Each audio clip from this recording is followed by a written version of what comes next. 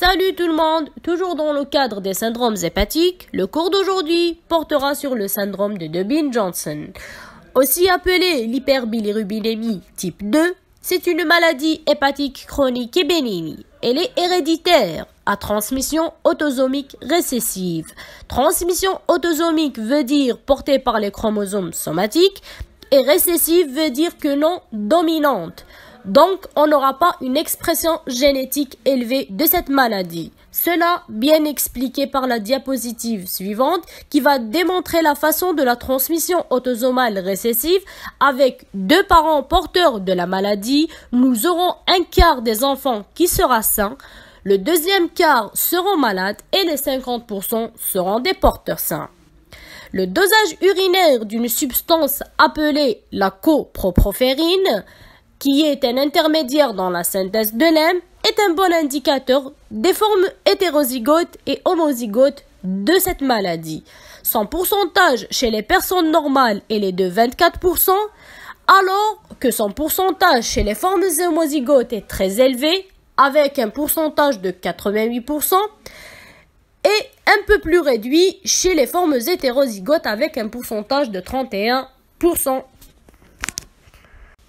Après cette brève introduction de ce syndrome, nous allons voir son diagnostic clinico-biologique. La clinique. L'âge de début est souvent précoce, se voit chez l'adolescent et l'adulte jeune.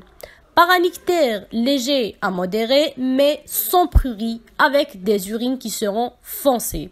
Cet ictère est déclenché par soit des affections intercurrentes, donc une affection intercurrente veut dire c'est une maladie qui s'y ajoute au cours d'une autre maladie aggravant celle-ci ou s'y ajoutant. Ou lors d'une grossesse ou la prise de contraceptifs oraux.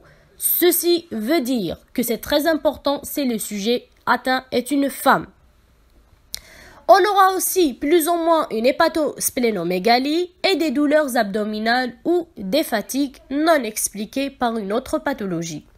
Sa biologie, on aura une hyperbilirubinémie à prédominance conjuguée, avec un rapport de bilirubine conjuguée sur bilirubine totale très élevé de 50 à 80%.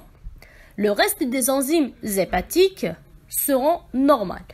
Plus ou moins peut s'y associer un déficit en facteur 7 de coagulation.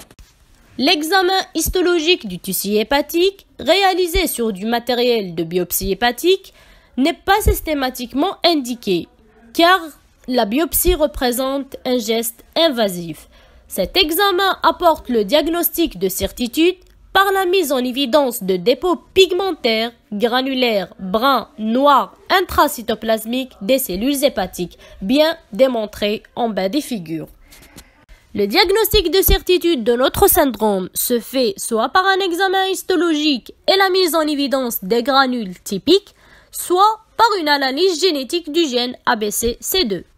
Son principal diagnostic différentiel est un autre syndrome hépatique, noté le syndrome de Rotor. Ceci différencie par l'absence de pigmentation intrahépatique. Finalement, pour le traitement, notre syndrome ne présente pas de traitement curatif car son évolution est souvent favorable. C'est une maladie bénigne et de bon pronostic, n'évoluant jamais vers une cirrhose ni vers une insuffisance hépatocellulaire grave. Merci et à la prochaine vidéo.